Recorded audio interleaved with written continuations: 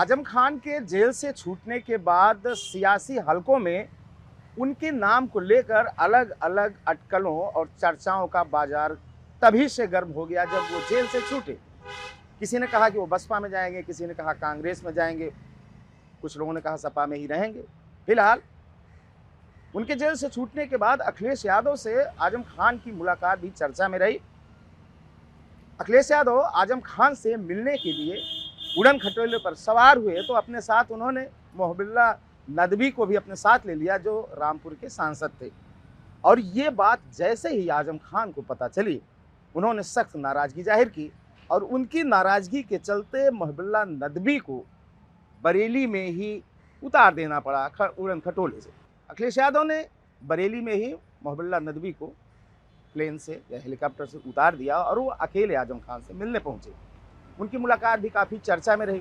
अच्छा, अब अखिलेश यादव, मोहबिल्ला नदवी और आजम खान के बीच का ये जो वाकया है, ये जो विवाद है, वो कहाँ से उत्पन्न हुआ, इसकी चर्चा कर लेते हैं।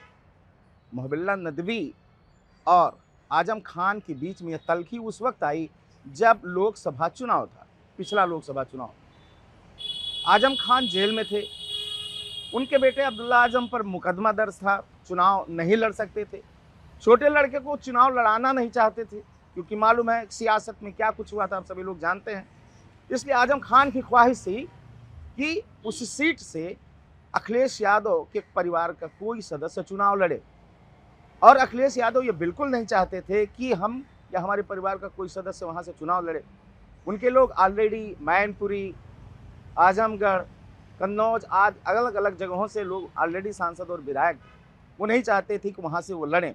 उसके पीछे और भी बहुत सारे कारण थे। चुनाव के ऐन आखिरी लम्हे में, आखिरी लम्हात में, या समझ आखिरी वक्त में जाके मोहबिल्ला नदवी का टिकट फाइनल हुआ।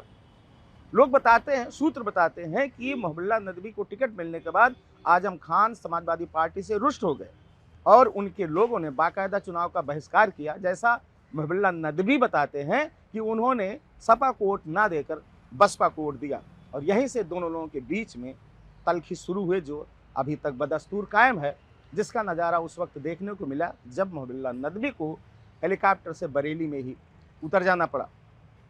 अखिलेश यादव की कुछ और चिंताएं थी।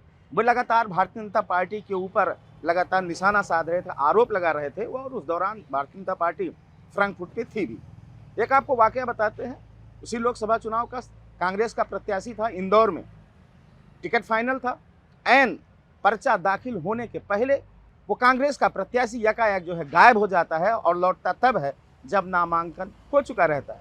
दूसरा मामला छतरपुर से आता है, जहां समाजवादी पार्टी ने अपने जिस प्रत्याशी को टिकट दिया था या टिकट फाइनल किया था, वो भी नॉमिनेशन के ठीक पहले गायब हो जाता है और लौटता तब है जब नॉमिनेशन की डेट समाप्त हो जाती है। उत्तर प्रदेश में ऐसा वाकया देखने को मिलता है जौनपुर संसदीय सीट से, जहां पर पूर्व सांसद धनंजय सिंह की पत्नी श्रीकला सिंह को चुनाव लगभग लड़ना तय माना जा रहा था बहुजन समाज पार्टी से, लेकिन ऐन वक्त पे उनका भी टिकट बदल कर किसी दूसरे को वहां पर टिकट दे दिया गया। ये तमाम सारी कवायद के बीच में लगातार अखिलेश यादव भारतीय जनता पार्टी के ऊपर हमलावर थे कि कहीं ऐसा ही कुछ नज़ारा वो आजम खान के साथ या आजम खान के लोगों के साथ या फिर किसी ऐसे व्यक्ति के साथ कर दें जिसे मैं रामपुर में अपना सरपरस्त बनाकर भेजूं। इसीलिए पार्लियामेंट जो है उसके इमाम, पार्लियामेंट स्ट्रीट के जो इमाम है मोहबिल्ला नदवी, उनको आखिरी समय में टिकट फाइनल किया जाता है। फिलहाल वो वहाँ से इलेक्शन जीत जाते हैं, लेकिन आजम खान की नज़रों में वह हार जाते हैं। अब आजम खान और मोहबिल्ला नदवी के बीच में ये जो तकरार, ये जंग, जो ये शीत युद्ध शुरू हुआ है, उससे अखिलेश यादव के गले की ये फांस बनता जा रहा है। दोनों लोगों की एक समझिए कि एक मुस्लिम धड़े के दो बड़े नेताओं का चुनाव के ठीक पहले इस तरीके से एक दूसरे के प्रति बागी हो जाना समाजवादी पार्टी के लिए निश्चित रूप से ये परेशानी का सबब बन सकता है।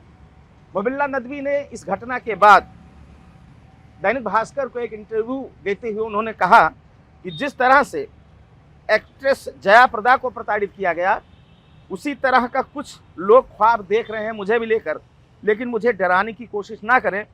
रामपुर की जनता मेरे साथ खड़ी है।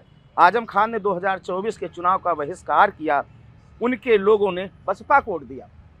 ऐसा नदवी ने आरोप लगाया आजम खान के ऊपर। उन्होंने आगे भी लिखा, कहा कि पहले के लोगों ने रामपुर में एक मेडिकल कॉलेज तक नहीं बनवाया।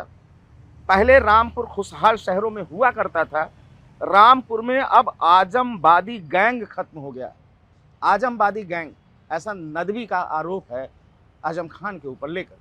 अब आप समझ सकते हैं कि सियासत के अंदर ये खींचतान और ये एक दूसरे से मनमुटव्वल जो है वो कितनी गहरे तक समाई हुई है कि नदवी जो है आजमवादी गैंग कह रहे हैं आजम खान के समर्थकों। फिलहाल ये जो मुद्दा गरमाया हुआ है नदवी और आजम के बीच में, अब इस मसले का अंत अखिलेश यादव कैसे करते हैं ये उनके लिए बहुत बड़ी चुनौती बनकर सामने खड़ा हो गया है। आगे क्या कुछ होता है इस पर हमारी नज़र बने रहेगी। जैसे ही कोई अपडेट आता है हम आपके सामने लेकर फिर से हाजिर होंगे। तब तक देखते रहें अनादि टीवी यूपी और मुझे दें इजाज़त। शुक्रिया, नमस्कार।